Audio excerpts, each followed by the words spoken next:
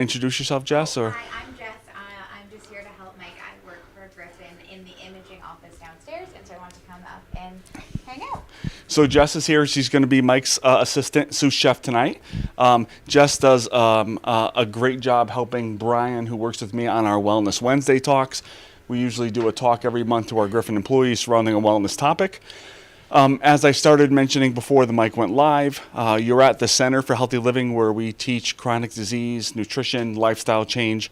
We offer a plethora of wellness classes, things around prediabetes, diabetes, weight loss management, smoking cessation. And we normally host our programming surrounding a healthy topic.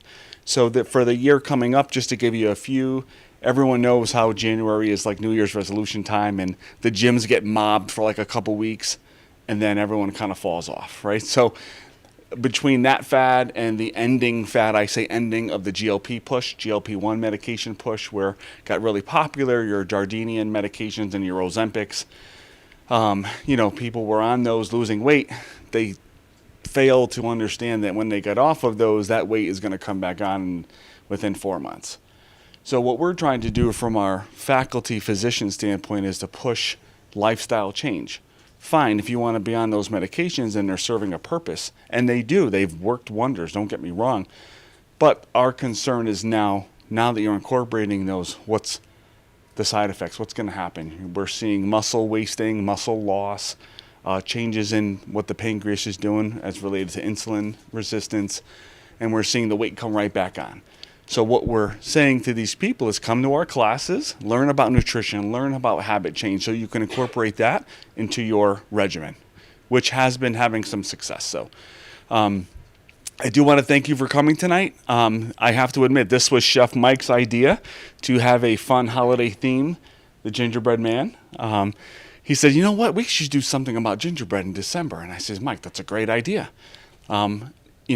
Is there a way to make a healthy gingerbread man? And he goes, oh, sure there is. And right off the top of my head, I'm like, okay, I want to hear about this. So I have a little presentation that I'll take you through, which talks about healthy baking. But right away, he sold me. Within 30 seconds, he was telling me what we can do. And I'm like, we're going to do it. And here we are. We made it happen. So I failed to introduce John. John Alfonso is our catering manager from Griffin. He makes a lot of this magic happen as well. So I'm going to give you props, John, for coming tonight. So let me get into the presentation. It's only it's not that many slides. This is where the fun's going to happen. But I do want to take you through a few things that I think are prudent in tonight's discussion. So first off, when you're thinking of healthy baking, some key points, thinking of flour alternatives, right? So a lot of us are used to your traditional white flours, the King Arthur and the other ones that you've seen in the house. Well, there are other healthier options. A lot of times those healthier options aren't really brought into the mix unless there's an allergy or unless the recipe specifically calls for it. I mentioned here just quickly a whole grain flour and incorporating a 1-to-1 swap for that regular flour, which boosts fiber and nutrients. As I was planning this, I was talking with Mike here, and we were talking about other flours that would come into play, and you were telling her about almond flour, buckwheat flour. Was there another one that's popular? Even introducing quinoa and putting that into the recipe itself gives a nutrients boost. Garbanzo or chickpea flour, that would be another one. That's the one I forgot. A lot of those are only talked about when we talk about gluten-free, and those kind of things. But that doesn't necessarily mean that desserts have to be bland or dry or right. That thing that goes with gluten-free options, as some people have gotten used to. So that's where you see a lot of these specialty flours come in, right? You're thinking, okay, they have a gluten allergy. The recipe specifically called for. There's another type of allergy. There's nothing wrong with incorporating them normally. They are a little bit pricey, or I would say, like when the last time I purchased almond flour was a little bit more expensive, but it does last. And whether you're incorporating into your everyday normal baking or just when you're baking for the holidays. I mean, how many of you are baking cookies for this holiday season? Almost all of us. I mean, I know my wife probably makes 4 or 5 dozen, and that's just for us on Christmas Eve night. It's like, did you use other flour? She's like, no, I just used regular flour. I'm like, And luckily, none of us have an allergy to it. But again, if we wanted to think a little bit healthier, we could have done a different flour. So getting into the other tip is, thinking about fat substitution, right? Replacing your butter and your oils with things like avocado puree, avocado oil, unsweetened applesauce, things like Greek yogurt that provide moisture into the recipe so it doesn't dry out. A lot of us have tried adding things that are healthier to their recipes, and they're like, but it came out like rocks. It was dry, it was brittle. That's because it lost moisture, right? So you've got to be smart with some of the additives that you can use as sugar substitutes that'll make that recipe a little bit healthier. And just examples, right? So you've got your whole wheat flour and then your avocado puree, which made correctly, kids love it. So I got my son and daughter eating avocado, started like this and was like, hey, we're going to have guac. It's like, no, well, just look at the avocado just mashed down without turning it into a big unhealthy mess by adding salt and pepper and all these other things. And now they're eating it pretty readily. I'm going to stop you. So they also, there's recipes out there for a chocolate mousse that uses avocado instead of heavy cream, and you're using cocoa powder. I do remember that. And you would be surprised that how many people can't even tell the difference. Question. So you just buy a regular avocado, you cut it up, then you mash it, and you can puree it by hand, or you can blend it a little bit, but you don't want to go nuts with the blender because that's going to turn it into. But more like pulp. Yeah. Okay. So you can mash it down pretty good. Kind of like guacamole, like a smoother guacamole. Yeah. So some people have the big stone masher thing and they're hitting it up. You can. I mean, we do it in the morning. We do it with just a fork, and it's just repeatedly back and forth. Okay, so when we're thinking of sugar reduction, right? So we're thinking of incorporating sweet fruits like mashed bananas, applesauce, pumpkin, and that sweetens those baked goods. Using natural sweeteners. How many of us have tried honey in our recipes? Honey goes a long way and it works really well. We have agave as another option, and then we have our 0-calorie substitutes, monk fruit, and again, these all work to significantly reduce the sugar content.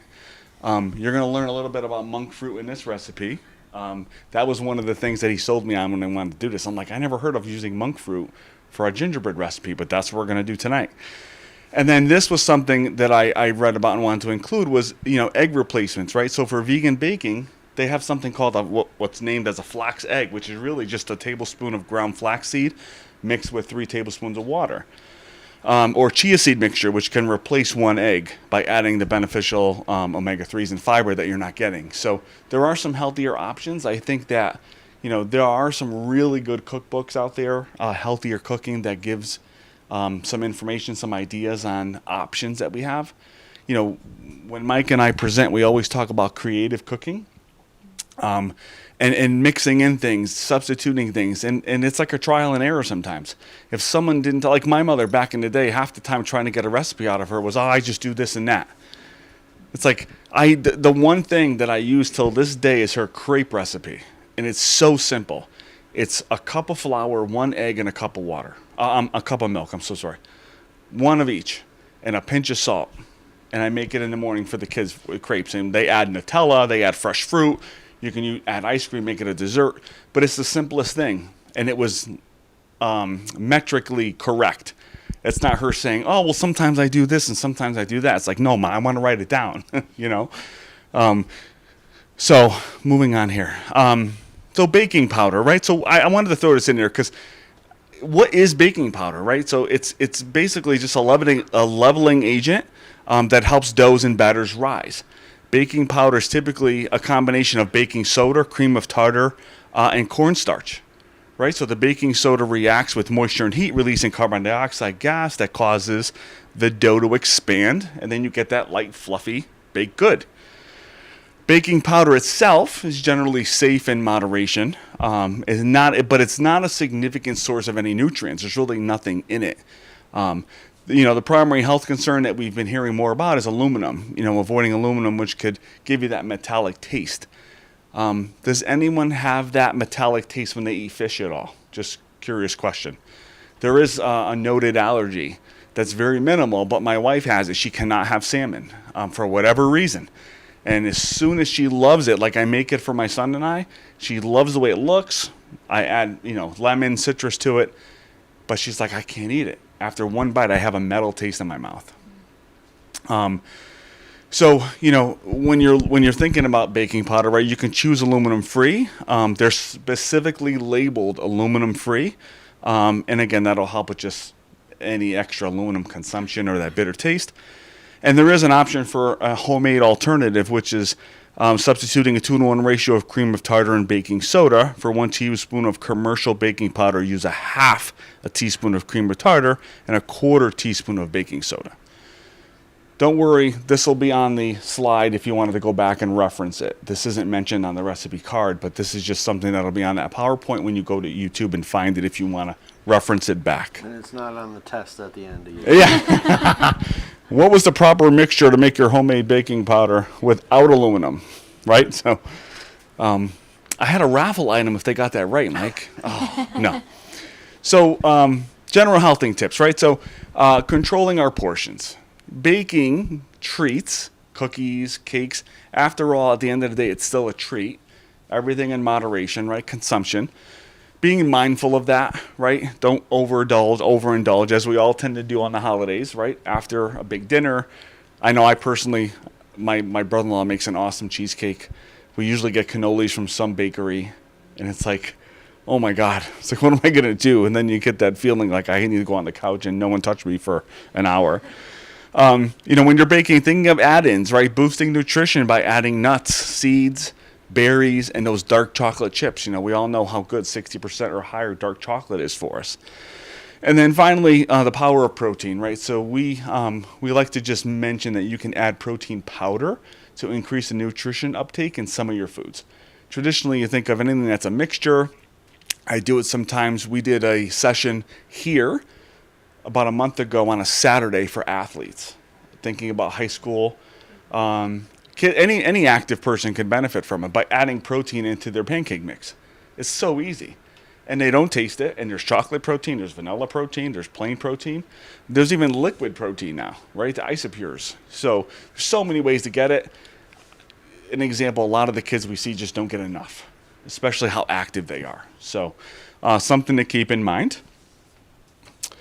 And then just some key takeaways, right? So baking can be healthy. I just demonstrated that for you in this presentation. Baking is fun. You get to throw flour at people. You get to have fun, be creative, cook with the family. And that's what I ended with. Cooking as a family is something that's never going to be replaced. We're losing, I've said this before, I think we're losing that niche of cooking and eating as a family. I think it's something that we need to start bringing back. There's tons of research out there that show a decrease in general home cooking. Some of the feedback is the food's too expensive. I don't have time. It's a convenience issue. Honestly, I think they're lazy and complacent, and they just settle for either eating out or they're getting the cheap processed stuff in the aisles. So I'm going to leave you with that notion that we have to try to eat a little bit more together and as a family. And tonight we are featuring our healthy gingerbread man. So I'm here for some questions before I turn the mic over to Chef Mike and Jess. Any questions on any of the material I presented? That means I did a pretty good job presenting, right? No, it's okay. All right. So I'm going to turn this over to Mike and Jess. And I'm going to take questions. Normally I get a couple questions from people watching on Facebook that I'll interlude with Mike and see if we can answer them together. Okay? So Josh will switch over to the chefs and then we'll go from there. Okay? Very good. I'm currently missing my family dinner. My husband is who cooks, and so when I told him that I wanted to come and help Mike, he was like, "You don't help me cook, so what are you gonna do with him?" I was like, "Well, I'm just gonna be like an assistant." So I'm not here for I'm here for the baking. Instant jealousy without them.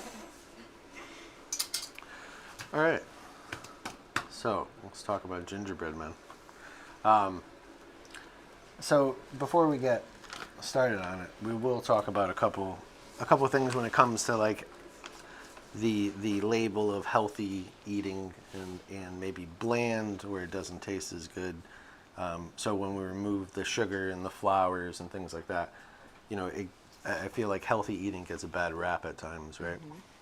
So The first thing that we can do is incorporate things to help with nutrition into desserts and things like that, right? So it's okay to say that we're going to use white flour, but maybe adding buckwheat flour or chickpea flour and splitting it, adding just a little bit. So if it's 2 cups, you split it 1 cup of white flour or wheat flour, and then you add chickpea flour or buckwheat flour. One of the things that over the last year we did a blondie, or we're doing a blondie at the hospital right now, and there was a day where we didn't have the wheat flour, but I had buckwheat flour. So we ended up making the blondie same recipe, scaled it exactly the same way, and we used the buckwheat flour. Now, I never used buckwheat flour prior to that, and what we found out was it actually adds like a malty flavor to it. But what it does is it takes this blondie that has chocolate chips in it, and it makes it gluten-free, right? So you have a little bit of sweet from the chocolate chip. The sugar we replaced with monk fruit. We tried stevia, and everything worked. And it was just kind of, we took a recipe that we had, we made it something else, but we made it gluten-free. Still has a little bit of sweetness into it, and it adds that malty thing that keeps your palate interested, right? And that's something that I talk a lot about. Healthy eating, sometimes people label with boring. Well, we can keep your palate interested by adding things like citrus, or changing the flavor profile using buckwheat, and it adds this malty flavor. So little things like that kind of go a long way, but at the same time we're adding nutritional value and healthier things into our diet, if you will. So can you get all of these things at the regular grocery store, or do you have to go to a specialty store to kind of get these ingredients that Great you're talking question. about? A lot of the stores, especially in this area, they're starting to carry Bob's Red Mill, and you can find that. I mean, whether you're talking about Big Y, ShopRite, Market 32, even Ocean State Job Lot, right? Bob's Red Mill has a lot of these specialty things. So, like Mike was saying, they're a little more expensive, but introducing them, maybe you try your recipes that you've had forever and just start substituting a little bit more. We're adding healthy nutrients into it, so it's not just snacking and binging, right? We're still being mindful about our eating and portion control. That's where I struggle. I feel like sometimes I will make a healthier recipe and then I'm still binge eating it, and then I'm not actually happy with it. So I'm very excited about this because it looks like it's not going to be a healthy recipe. Well, then let's get into it. I love that. Let's Perfect. talk about it. So, has everybody made cookies here? Right? So, we're going to kind of walk through it. I'm not going to actually do the mix, but we're going to show you from rolling it out into the oven and the presentation part of it. So, it's a standard recipe, gingerbread, if you will. So, we're going to take butter, and what we've done is we replaced a little bit of the fat. So, if you read the recipe cards, we do have butter in it, and we've also added coconut oil, right, as a replacement, as something bringing in some sort of nutrients into the recipe itself. So we take our fat and we're going to cream it. In this case, we're using the monk fruit, and we're also going to put molasses. So kind of a standard recipe: cream the fat with the sugar, the molasses, and then we are going to add in the dry products. So today we're using whole wheat flour, and then baking powder, a little bit of salt, and there's something else there I'm forgetting. Do you have the recipe card? I don't have the recipe up there. Hey, Michael, really quick. We just had someone come in and say, any substitutions or preferred oil to use for this recipe? And then she goes, or food coloring to avoid dyes when decorating. Sure. Okay, so the first part was fats, right? So this is something, coconut oil would probably be the first one, or even the jars of coconut where you probably know it better than I do, but it's a jar of coconut oil, so you get a little bit of the Yeah, it's a little pasty. the It's a oil little and the thick. paste. Yeah. So that'll kind of do really well. I've creamed that before. It just takes a little bit of experimenting with the recipes that you're using, but that will cream with sugar. And as far as food dyes go, Yeah. like natural food coloring, beets is a really good one. So if you steam or even boil beets, and then you take that liquid, just reduce it down as you reduce that liquid down. So you just take beets into water and just boil them, and then reduce that water down, and it'll get more intense. So you can just add that to whatever you want. And then again, it goes back to your recipe. So we're adding water into a already existing recipe. So if there's any sort of liquid, you're gonna have to adjust. Otherwise it's gonna get thin. Okay. Thank you. Yeah. That was Brianna. I hope that answers your question. Thank you. The other dry ingredient, flaxseed flour. So this is also, or meal, I'm sorry. So this is another one. They make chia seed meal and quinoa. You can even grind. So you can add those, right? That's a nutrient-packed protein you're getting from these things, fiber you're getting from them. So it kind of, again, it adds nutrients into what would be considered maybe not healthy snack. So we're gonna cream it. You're gonna add your dry into your wet and just let it mix for about 2-3 minutes. That comes into a ball. The thing with gingerbread men, we have a little bit more fat than maybe a standard cookie, so it's gonna be soft. So what we wanna do is, we wanna take it, I spread it out thin, and then I put it into the fridge. So typically, gingerbread, I'm gonna let it go into a fridge at least for 4 hours. And if you do it overnight, that's probably even better. Because when you're working with it, it's gonna get warm really quickly, and it could rip, right? So just to keep that in mind. So after we take it out, Jess, you're gonna help me roll this out? Yeah. And then use a little bit of this. So it flour, is it is soft. So we will take a little bit of the whole wheat flour we have for the recipe, put it on top. Dust the rolling pin always. There's your chef tip of the day. right? Yeah, I love this. I never use parchment paper. I don't know why it makes me nervous. Because it's going to burn in the oven? Yeah, it doesn't. It doesn't. It doesn't. So if you used wax paper, I think I did do that once. Right, and then Like with all of a sudden- like a salmon, Right. as Mike was saying then earlier, it's and it did start a little bit of a fire. That's why I don't cook. parchment meant to go into an oven. So Talking about parchment, Jess. Has anyone done like a bronzino or a fish with parchment paper? And it doesn't. It's surprisingly, you think it's gonna like catch on fire, but it doesn't. It actually works really well. So the size of your cookie, everybody has their own recipe. And even consistent, you know, the thickness that you want, that's really what you're looking for. So there's no right or wrong there. Yeah, I feel like this looks like this is the same thickness a Consistent little bit. cookie. Right? So because this recipe is a little bit different than what your traditional one is, it's a lot softer, right? So when we cut them out, what I do is I make a cut. So go ahead and we'll lay these Yeah, out. he was really going like in the middle there. That was not the. You So- gotta go. No, There go, we go. go, okay. Well, so I just press them down, right? But I'm not going to pull it away. So we're actually going to put this into the oven, and we're going to let it bake halfway. And then when it comes out, I'll just take the cookie cutters again, and I'll do the final punch. So what if you didn't have enough cookie cutters? What would you do? No. So Oh, We're okay. just You're gonna go pulling this around. out. I thought you meant like we're not pulling this out. I was I like, what's gotcha. happening? Well, that Oh, is my okay, fault. I That is understand my now. fault. That was nondescript. I was like, you're gonna bake the cookie cutters? So, and it's okay if they come up.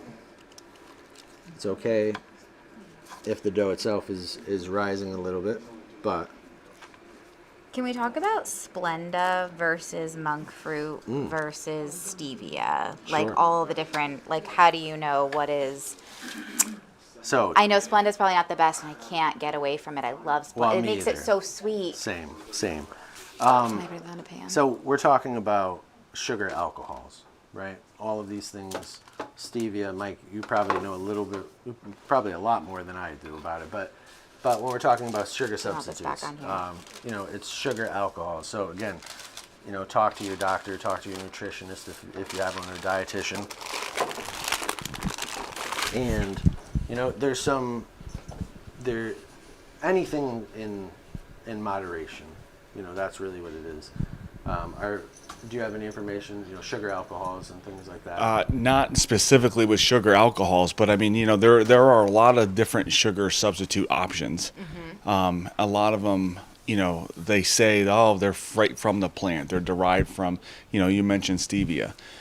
Yep. But you think there still is a processing part of that. It's not natural like an agave or a honey. So there's, some people have different reactions to them. Some people have, when you're taking in those substitutes like your sweet and lows versus your pure cane sugar versus your brown sugar, they're all reacting with your body, right? Your body's processing it. You're going to have an insulin spike to get some of that sugar out of your bloodstream. Some people react differently. You think of people that have full-blown type 1 or type 2 diabetes. Their bodies just can't process the sugar the right way. So it's, as if you're your average healthy with no allergies, no issues with diabetes or pre-diabetes, gestational, when you're pregnant, anything like that, you still should be watching your sugar uptake regardless if it's pure cane, brown, black, white, it doesn't matter. And then you look at the substitutes. The substitutes, there's still a chemical thing that happens with those substitute sugars that are extracted and processed. So, like Mike said, everything in moderation, but if you're not doing something to counteract that, think of when you're doing physical activity, you're pulling blood sugar out of the sugar's being pulled out of your blood, used to make glycogen and muscle reactions. For people that are, you generally, and I'm not casting a label on, but you see other risk factors with diabetes, obesity, cardiovascular risk, hypercholesteremia, their cholesterol is really high. These are all factors that led to one or the other. And it all comes back down to nutrition. That the building block is nutrition. We used to always say, well, your six-pack isn't made in the gym, it's made in the kitchen. Mm-hmm. Well, it's 100% true.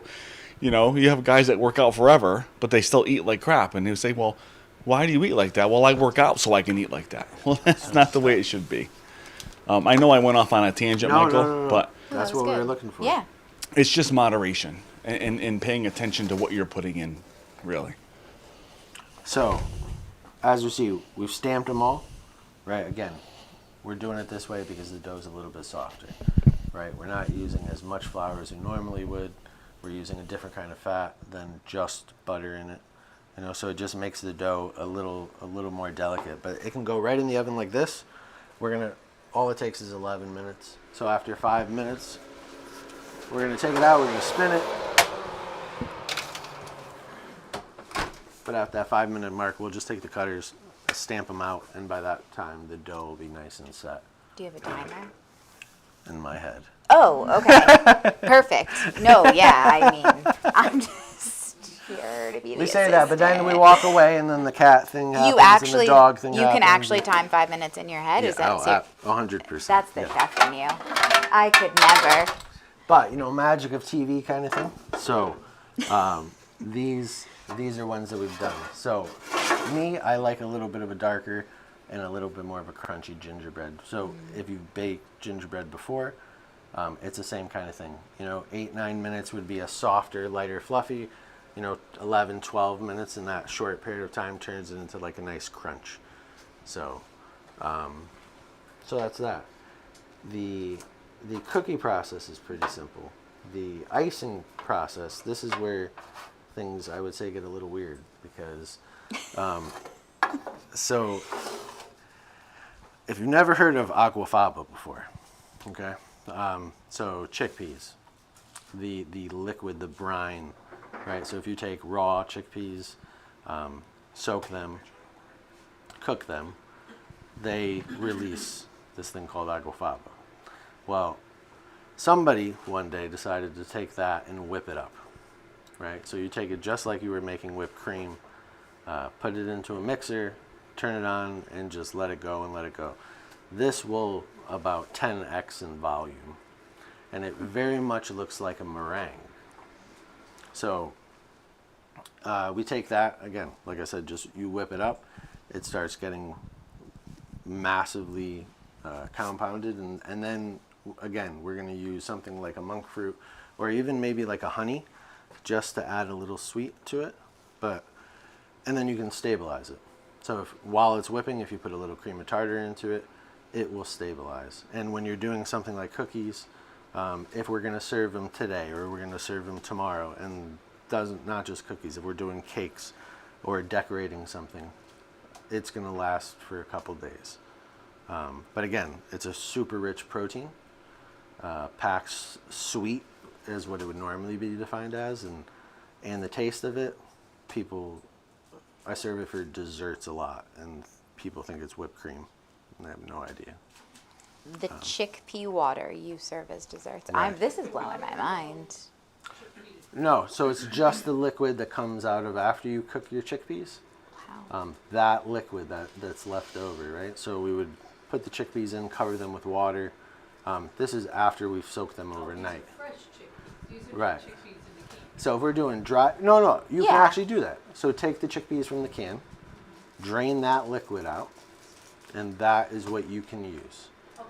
Yeah, right, yep. Yeah, this is blowing my mind a little bit. Just whip that up. You take that, you put it in, and what you think quantity-wise, so your standard 5-quart mixer at home, let's say you took 2 cans of the liquid, that is going to overflow your 5-quart mixer that you have at home. And then you can season it and flavor it, for anything you want. You can put clove and cinnamon and, any of these things. You can add a sweetener, like honey, where, vanilla is great, any sort of citrus into it.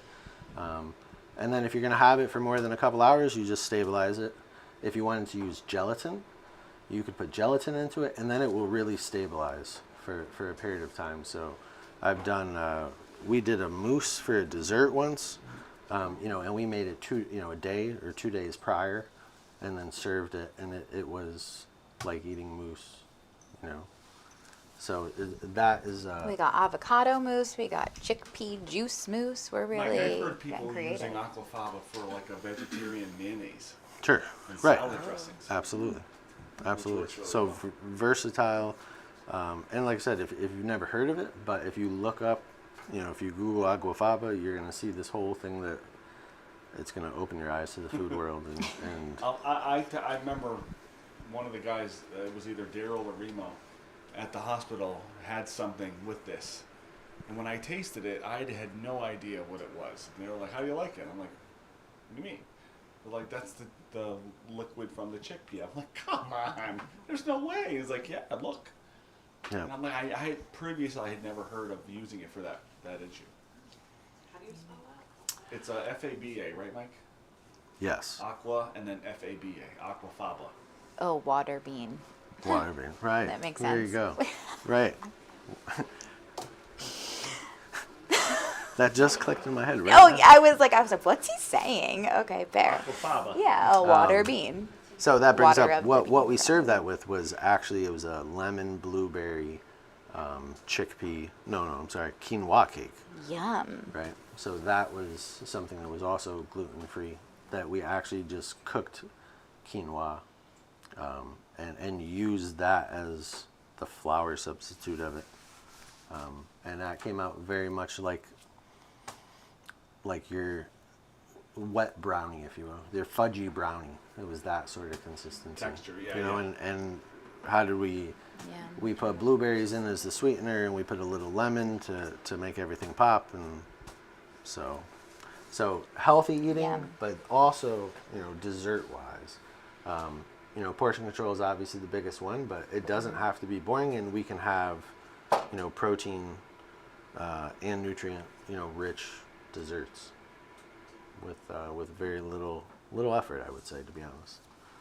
I love to make dessert swaps because you could never catch me eating healthy and not having dessert. So I'm all about like the black bean brownies, and I feel like beans and things that make it have more protein. But you can't, I will say, like, word to the wise, don't replace everything all at once. I feel like when you do that, and then you're like, oh, I replaced all of the healthy swaps. Well, the biggest one that we did that I was completely like taken back was using buckwheat. It added interesting flavor, and it wasn't like overpowering, but I added this like my grandmother used to get this vanilla that was from some farm in Vermont, right? And they made it themselves up there, and it was like that sort of flavor that just. And that's just the buckwheat flour. And it's just buckwheat flour. So this That is it. the stuff. This is the aquafaba. This is the aquafaba. We Looks made it just with like whipped this. cream. Yeah, wow. And it solidifies pretty well. That's what I was like going to whipped ask when cream. you do like an icing. So the only thing that you have to worry about, is if it gets warm. Just like whether it's whipped cream or your royal icing or anything like that, it will start to melt. So work fast, right? Do you have to store it in the fridge after you ice it because it will Yes. get melty? And it's something that can't be stored for a long period of time, meaning more than 24 hours. Because, so when we whip it up, right, we're introducing a ton of air into it. So naturally, like if you do I'm going to use maybe a strange reference, but like a vinaigrette, right? Like the oil and the vinegar separates. Well, the same thing when you're putting a bunch of air into a product, it's going to deflate, it's going to separate. So those things will separate, it will deflate, but you can put it back into the mixer and whip it back up. And Mike, aside from the separation issue, as far as keeping it, Yeah, would it keep for a certain amount of time? I would say 24 hours. That You would be could your decorate. max. You could if you're doing a cake and you wanted to use it to decorate, 24 hours it would be fine. For that sort of process, I would stabilize it using either gelatin or using cream of tartar, but then you can spread it on whatever you want, and it will stay. Awesome. Yeah. So we do have some icings and stuff. If anybody does want to decorate Yeah, we wanna- cookies, So I why see don't we two. have the kiddos, why don't you guys come up? We're gonna let you decorate some, and then anyone else, we'll just have them come up. Do you think it's your 5-minute timer? So do we want to get any of the cupboards out to put up? If You're not going to just take it out with your hands, absolutely. right? No, I'm joking. Oh. Wait, I You can actually stay had a right there, panic guys. for a Stay minute. right I was there. like, is he just... I'm not. Oh, wow. Okay. So, it kind of, the cookie cutter just keeps the shape, as you can see there. So it has risen just a little You guys bit. can come around and look. So see what Chef did? So what he did was, instead of him pressing those cookies all the way through on the board here, he just made the impression. So now he's going to go back and kind of match up like you guys trace things. And then he's going to go ahead and do the full push. So this final one. Do you guys make cookies at home? You do? What's your favorite cookie?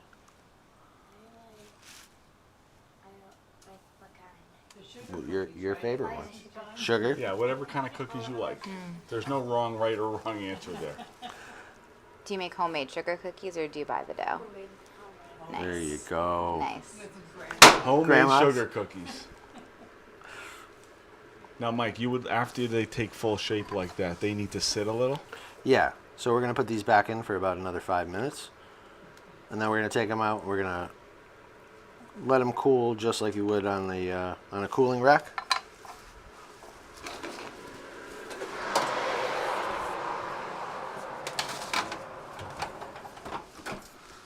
Do you have scissors to cut the tops of that?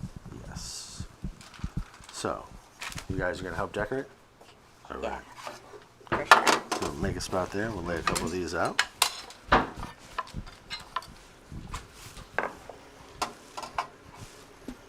So we have the gingerbread men, we have the little reindeers, but you guys,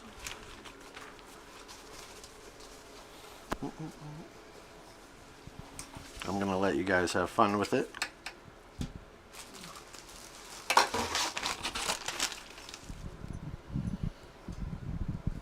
How old are you guys? While Chef Mike is going to be working with them to get their little decorating skills going, does anyone have a question on what Chef Mike had talked about this evening regarding the ingredients, the prep, anything like that?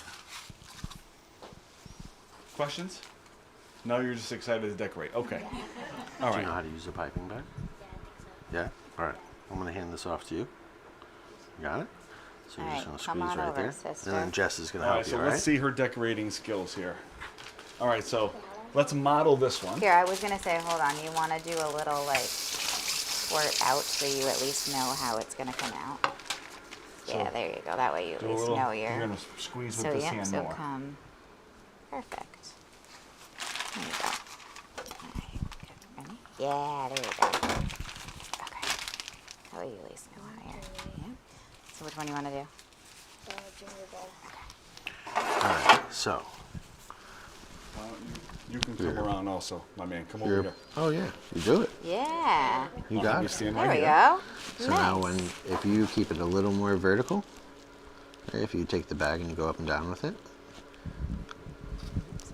you can actually point. This way. Yeah. There you go. Now just pull up. It's all right. So the same thing. So one of the things when we're piping is a lot of people Good job. will point You'll do which one? will actually touch the cookie with the piping bag. But if you keep the piping bag above the cookie and just kind of let the icing itself work with you and let it fall where it is, you can actually just pull the icing in whatever direction you want. He has a minute. I got you. Hold on one He'll do second. it. Oh, look how nice yours looks. What's that? I know, Ooh, right? I love it. Right? Good job. The color. You want to do the What's next, that? Do you want to do another color? Or do you want to do another one? Oh, the Not piping red. bag? Pastry bag? Pastry bag, yeah. Somebody's job is to do the egg white and then Yeah, bring one over. Yeah. putting it in the oven and then we're redoing and. So you doing one? Yeah, he's got it. He's getting Chef Mike's the giving green him the one. green one right now. Perfect. There you go. The thing about decorating is that it's What are fun, you gonna right? do? There is no right, there is no wrong. There you go. Good. Does anyone else want to come up and decorate? By all means. Good job. Look at that line work. Nice, sis. Do whatever you want. I could bring, well, we don't have enough bags, but I could bring one on that side if someone wants Oh, to if come up somebody and wants a decorate one bag, over there. I'll make them a bag. Look, I feel like he's looking about. You want to come? He's like, yeah, I there we can go. see the like chick. He's like, I don't know. Yeah. Yeah, I gotta.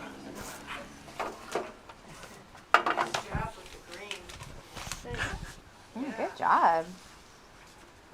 You guys look like you're professionals. Yeah, you got it. Which one do you want to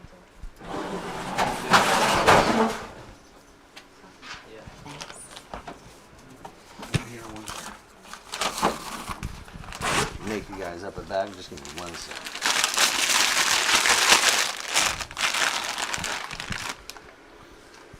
Can I borrow your All right, so the red for 1 second? while our guests are decorating, I think we are gonna close off the live segment and then just stay with us in here. I want to thank everyone that was in person, that viewed online. This was our healthy gingerbread man creation this evening. Just to give you a heads up, we are doing another presentation next Thursday. I think it's the 17th. No, that's good. It's called In a Bean row. There, Done That. Not Been There, Bean, highlighting the beans in general, the protein power of beans, and then a lot of us incorporate some type of ham into our holiday meal. So with that in mind, we're doing a ham and bean soup red? to show people Yeah. how to use some of the leftovers. Okay? That's next week. And that's our friend Katie Poole that's going to be running that with us. So thank you again for coming. Again, you can find us griffinhealth.org / teaching dash kitchen or griffinhealth.org / events. All of our stuff is on there. We do a news release, a press release, and you'll start seeing the topics that are going to be posted for January, February, and March coming up. And you do it every week or it just depends? So it's not every week. We're going to be incorporating a little more frequency. Currently, it's the second and third or second and fourth week of the month, depending on when we have chef availability.